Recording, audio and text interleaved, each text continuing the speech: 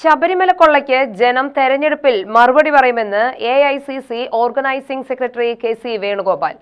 UDF Chittur Thathamangalam നഗരസഭാ convention നടത്തി.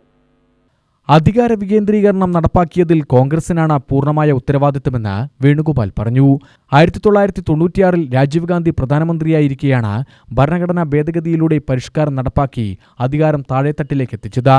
കോൺഗ്രസിന് മാത്രം അവകാശപ്പെട്ട ഈ നയത്തെ ഏറ്റെടുക്കാൻ ചിലരിപ്പോൾ ശ്രമിക്കുകയാണെന്ന് വേണുഗോപാൽ പറഞ്ഞു. ശബരിമല കൊള്ളയുൾപ്പെടെയുള്ള വിഷയങ്ങളിൽ ജനം മറുപടി നൽകുമെന്നും അദ്ദേഹം പറഞ്ഞു. തദ്ദേശ സ്ഥാപനങ്ങൾക്ക് കിട്ടേണ്ട ഫണ്ടുകൾ മുഴുവൻ കൊടുക്കാത്ത കാലമായിരുന്നു പിണറായി വിജയന്റെ ഭരണകാലം. കണക്കുകൾ നിരത്തി ഞങ്ങൾക്ക് പറയാൻ കഴിയും.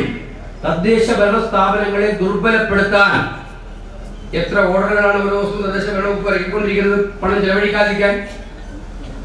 അതെന്തിനാണ്? അവരുടെ പ്രയോറിറ്റി ഇതൊന്നുമല്ലല്ലോ. അവരുടെ പ്രയോറിറ്റി മുഖ്യമന്ത്രിക്ക് ഇവിടെ സിനിമ ഉണ്ടാക്കുക, PRDയിൽ അവരുടെ പബ്ലിക് റിലേഷനിൽ മുഖ്യമന്ത്രിയുടെ പരസ്യം കൊടുക്കുക. 150 കോടിയാണ് പരസ്യം മുഖ്യമന്ത്രിയുടെ ചിത്രം നിങ്ങളെല്ലാം കാണുന്നതിന് നമ്മുടെ നികുതി പണം കൊണ്ട് 150 കോടി രൂപ കൊടുത്തിരിക്കുന്നത്.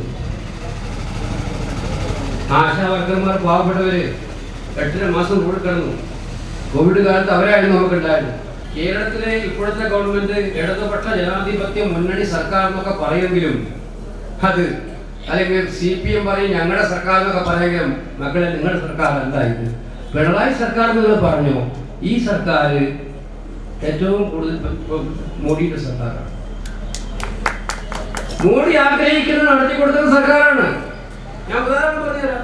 ഇപ്പൊ ഇവിടെ വന്നപ്പോഴാണ് ഞങ്ങൾക്ക് അഡ്ജസ്റ്റ്മെന്റ് ഉണ്ട്, സീറ്റ് അടിച്ചു. ഇത് ഇവിടെ മാത്രമല്ല, പലയിടത്തും ഉണ്ട്. കാരണം പിണറായി വിജയൻ മോഡിയുടെ മുമ്പിൽ കവാത്ത് മറക്കുന്ന മുഖ്യമന്ത്രിയാണെന്നത് പലവട്ടം തെളിയിക്കപ്പെട്ട് കഴിഞ്ഞിട്ടുണ്ട്. തെരഞ്ഞെടുപ്പ് കമ്മിറ്റി ചെയർമാൻ സത്യൻ അധ്യക്ഷത വഹിച്ചു. DCC president Thankappan, CP Muhammad, Thanikachalam, K Madhu, KC Preeth, K Achuthan, KA Chandran, Gopalaswamy, Syed Ibrahim തുടങ്ങിയവർ പ്രസംഗിച്ചു. നഗരസഭാ വികസന പത്രികയും വേണുഗോപാൽ പ്രകാശനം ചെയ്തു.